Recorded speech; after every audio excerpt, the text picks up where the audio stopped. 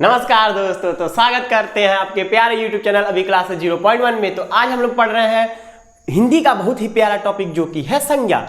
संज्ञा से आपके एग्जाम में जो भी क्वेश्चन आने वाला है इस क्लास से बाहर नहीं आएगा। तो आइए देखते हैं संज्ञा की पहले परिभाषा, फिर इसको संज्ञा के कितने भेद होते हैं इस क्लास में हम जानेंगे कि संज्ञा के 5 भेद होते हैं कि संज्ञा के 3 भेद होते हैं। यदि 3 होते हैं तो वो कौन कौन से हैं और 5 होते हैं तो वो क्यों उन 3 भेदों को 5 बताया जाता है। तो आइए देखते हैं पहले संज्ञा की परिभाषा। इसमें देखिए, इसमें संज्ञा की परिभाषा क्या है। इसकी परिभाषा हम लोग बचपन से पढ़ते आ रहे हैं कि किसी व्यक्ति, वस्तु, स्थान अथवा भाव के नाम को हम लोग क्या कहते हैं, संज्ञा कहते हैं। यानी किसी व्यक्ति का नाम हो या वस्तु का नाम हो या स्थान का नाम हो या भाव का नाम हो, यदि इन सब का नाम होता है तो हम लोग इसको क्या बोलते हैं, संज्ञा बोलते हैं। जरूरी नहीं है इन्हीं का नाम हो, यानी किसी भी चीज के नाम, किसी भी चीज के नाम को हम लोग क्या संज्ञा बोल सकते हैं। यानी हमारे आंखों से इस पृथ्वी पे जितना भी चीज दिख रहा है, पृथ्वी पे चाहे पृथ्वी के बाहर, हमारी आंखों से दिख रहा है और उसका नाम है। जो नहीं आंखों से दिखे, क्योंकि भाववाचक संज्ञा आंखों से नहीं दिखती। यानी जिस चीज का पृथ्वी पे या पृथ्वी के बाहर जिस चीज का नाम है वो किस में आ जाएगा, संज्ञा। यानी संज्ञा को हम लोग क्या बोल सकते हैं, अतः सभी नाम पद को संज्ञा कहते हैं। यानी जिसके भी नाम है वो सब क्या किस में आ जाएगा, संज्ञा के अंतर्गत आ जाएगा। यानी जिस भी चीज का नाम है अगर हम उसको जानते हैं कि हाँ इसका यह नाम है तो वो संज्ञा के अंतर्गत आ जाएगा। ऐसा कोई चीज है नहीं जिसका नाम ना हो और जो संज्ञा न हो। यानी अगर नाम है तो संज्ञा भी है। इसमें आगे देखते हैं, संज्ञा वह शब्द है जो किसी व्यक्ति, प्राणी, वस्तु, स्थान, भाव आदि के नाम के स्वरूप में प्रयुक्त होते हैं। यानी इनके नाम के रूप में प्रयुक्त होते हैं। उदाहरण के तौर पे जैसे मोहन, गाय, मेज, आगरा, चांदी, क्रोध आदि, ये सब क्या है, संज्ञा है। यानी जिसका भी हम नाम रख दिए वो क्या है, संज्ञा है। गाय रख दिए, बछड़ा रख दिए, पेड़ रख दिए, पानी रख दिए, लोहा रख दिए, सोना रख दिए, जिसको हम देख रहे हैं और उसका नाम है तो वो किसके अंतर्गत आएगा, संज्ञा के अंतर्गत आएगा। तो आइए और अच्छे से संज्ञा को देखते हैं। इसमें देखिए संज्ञा के कितने भेद होते हैं। बहुत लोगों में कंफ्यूजन रहता है कि संज्ञा के 5 भेद होते हैं कि संज्ञा के 3 भेद होते हैं। तो मूल रूप से जो प्राचीन हिंदी थी, जैसे बच्चे अब तक जो पुराने बच्चे थे वो लोग संज्ञा के 5 भेद पढ़ते आते थे। यानी पुराने बुक में कितनी संज्ञा है, 5 संज्ञाएं हैं। लेकिन आधुनिक हिंदी में यानी व्युत्पत्ति के आधार पर संज्ञा के 3 भेद माने गए हैं। कौन कौन से, व्यक्तिवाचक, जातिवाचक और भाववाचक। व्यक्तिवाचक संज्ञा, जातिवाचक संज्ञा और भाववाचक संज्ञा। इसमें देखिए हिंदी में संज्ञा के प्रायः 3 भेद होते हैं। हिंदी में संज्ञा कितने भेद, 3 भेद। प्राचीन में 5, प्राचीन हिंदी के हिसाब से संज्ञा कितने भेद, 5 भेद। और आधुनिक हिंदी के हिसाब से 3 भेद। कौन कौन से हैं, व्यक्तिवाचक, जातिवाचक और भाववाचक संज्ञा है। आगे देखते हैं, जो 2 संज्ञा और बचती हैं, द्रव्यवाचक और समूहवाचक। द्रव्यवाचक और समूहवाचक जो संज्ञा है वो जातिवाचक संज्ञा के अंतर्गत आती हैं। यानी जातिवाचक संज्ञा के अगर पूछ ले कितने भेद, तो 2 भेद, एक द्रव्यवाचक और एक समूहवाचक। इसमें देखिए जातिवाचक संज्ञा 2 भागों में विभाजित है किया गया है। पहला है द्रव्यवाचक संज्ञा और दूसरा है समूहवाचक संज्ञा। इस प्रकार संज्ञा के कुल 5 भेद हो जाते हैं। इस प्रकार संज्ञा के कुल 5 भेद हो जाते हैं। कौन कौन से, व्यक्तिवाचक संज्ञा, जातिवाचक संज्ञा, जातिवाचक में 2 भेद, द्रव्यवाचक और समूहवाचक। इसके बाद देखते हैं भाववाचक संज्ञा। तो इसमें हम लोग बहुत ही आसान ट्रिक से पढ़ने वाले हैं इस संज्ञा को। तो आइए शुरू करते हैं। लेकिन पहले अगर वीडियो अच्छी लगी हो तो चैनल को सब्सक्राइब करें और वीडियो को लाइक करें। आगे देखते हैं हम लोग, धन्यवाद। इसमें देखिए व्यक्तिवाचक संज्ञा ज्यादा लिख के नहीं लाएंगे जिससे कि आपको समझ ना आए, उतना ही लिखेंगे जिससे कि आपको संज्ञा समझ में आ जाए। तो इसमें देखिए व्यक्तिवाचक संज्ञा, व्यक्तिवाचक संज्ञा उसे कहते हैं जिसमें एक हो, जो चीज क्या हो, एक हो। मतलब जो भी चीज इस दुनिया में एक है वो किस में आ जाएगा, व्यक्तिवाचक संज्ञा में। यानी जो किसी विशेष व्यक्ति, यानी व्यक्ति क्या है, विशेष हो, वस्तु, स्थान का नाम बताती है, उसे हम लोग व्यक्तिवाचक संज्ञा कहते हैं।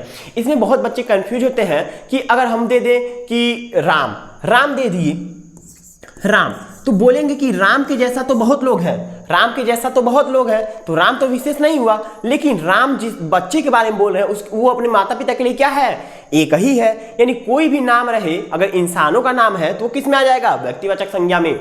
श्याम, राम, सोहन, मोहन, उसके जैसे बच्चे और हैं, लेकिन वो अपने माता पिता के लिए क्या है, एक है। यानी कोई भी नाम यदि होता है तो वो किस में आ जाएगा, व्यक्तिवाचक संज्ञा में। यदि बोले नरेंद्र मोदी जी, वो भी किस में आ जाएंगे, व्यक्तिवाचक संज्ञा में। योगी जी, वो भी किस में आ जाएंगे, व्यक्तिवाचक संज्ञा में। अगर बोले प्रधानमंत्री, तो प्रधानमंत्री, दुनिया में बहुत सारे प्रधानमंत्री हैं, वो किस में आ जाएगा, वो आ जाएगा जातिवाचक संज्ञा में।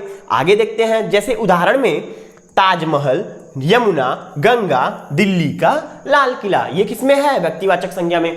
बोले अगर यदि व्यक्तिवाचक संज्ञा में महल बोले, अगर हम बोले कि महल बताइए कौन सी संज्ञा के अंतर्गत आएगा, महल।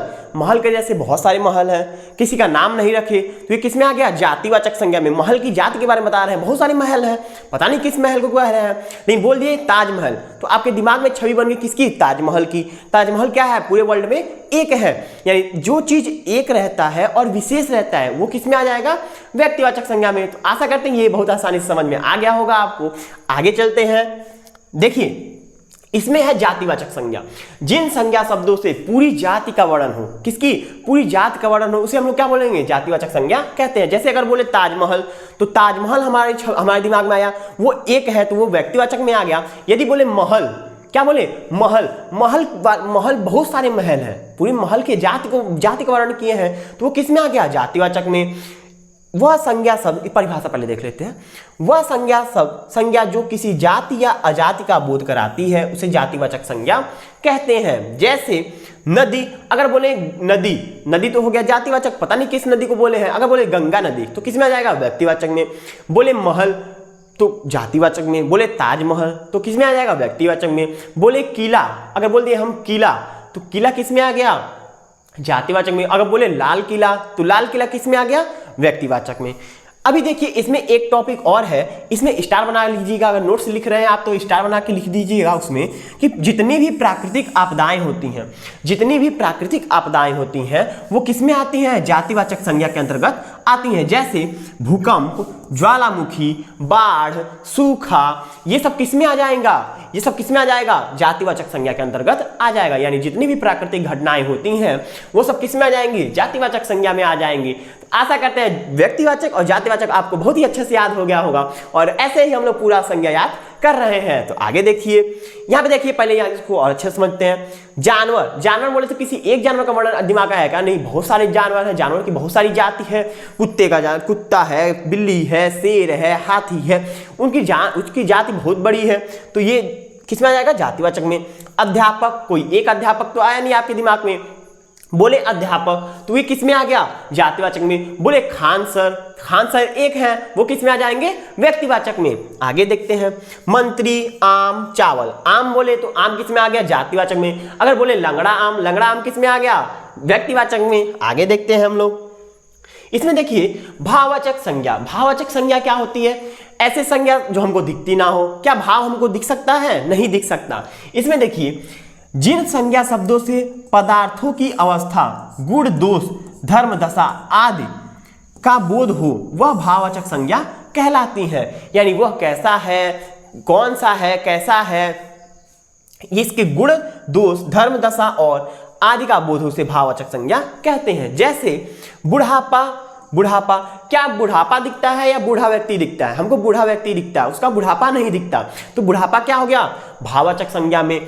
इसमें देखिए मिठास, हमको मिठाई दिखती है, उस मिठाई में मिठास नहीं दिखती। अगर मान लीजिए मिठाई के सेब का बना के उसमें मिर्च डाल दिए, तो क्या हम उसको देख के बता सकते हैं कि वो मिठास है कि वो कड़वा है, वो मीठा है कि कड़वा है, नहीं बता सकते। तो मिठास क्या हुआ, भाव हुआ।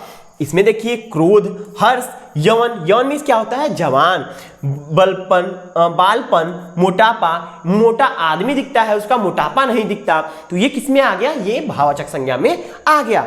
आगे चलते हैं, इसमें देखिए द्रव्यवाचक संज्ञा में वे पदार्थ आते हैं जो खाने पीने का सारा सामान, लोहा, टीना, सोना, चांदी, ये सब भी किसमें आ जाएंगे, द्रव्यवाचक संज्ञा में आ जाएंगे। खाने पीने का सामान, लोहा, टीना, सोना, चांदी, हीरा, मोती, सब किसमें आ जाएगा, द्रव्यवाचक संज्ञा में आ जाएगा। जैसे जिस संज्ञा शब्दों से किसी धातु, द्रव्य, द्रव्यवाचक संज्ञा से वैसे पता चला जो द्रव में हो, यानी लिक्विड हो या तो फिर ठोस हो, पानी हो या फिर लोहा हो, सोना हो, चावल हो, चीनी हो, दूध हो, घी हो, वो किस में आ जाएगा? द्रव्यवाचक संज्ञा में आ जाएगा। सामग्री पदार्थ आदि का बोध हो उसे द्रव्यवाचक संज्ञा कहते हैं, जैसे गेहूं, चावल, घी, सोना, चांदी, तांबा, ऊन आदि। आगे देखते हैं हम लोग। इसे देख समूहवाचक। समूहवाचक संज्ञा वो संज्ञा शब्द है जिससे एक को बोले तो उनकी पूरी समूह का वर्णन हो। जातिवाचक संज्ञा की तरह ही उसमें देखिए जात, एक पूरी जाति का वर्णन मिला है, इसमें एक समूह का वर्णन मिलेगा जो एक अकेले ना रह सके। जैसे एक बार देख लीजिए, जिन संज्ञा शब्दों से पूरी समूह समाज का बोध हो वह समूहवाचक या तो समुदायवाचक संज्ञा कहलाता है। जैसे अगर हम बोले परिवार, परिवार आप क्या, आपका परिवार अकेले, आप अकेले रहेंगे तो आपको परिवार बोला जाएगा? नहीं, ढेर सारे लोग रहेंगे, 2 या 2 से अधिक लोग रहेंगे, 5 लोग रहेंगे, 6 लोग रहेंगे, 10 लोग रहेंगे, 25 लोग रहेंगे, 30 लोग रहेंगे, तो उसको क्या बोला जाएगा? परिवार बोला जाएगा। अगर बोले सेना, तो सेना एक को नहीं बोला जाएगा, पूरी बटालियन रहेगी, उसको हम लोग सेना बोलते हैं। उसमें पुस्तकालय, एक पुस्तक रहेगा तो पुस्तकालय बोलेंगे क्या? नहीं, ढेर सारी पुस्तकें रहेंगी तो उसको क्या बोलेंगे हम लोग? पुस्तकालय बोलेंगे।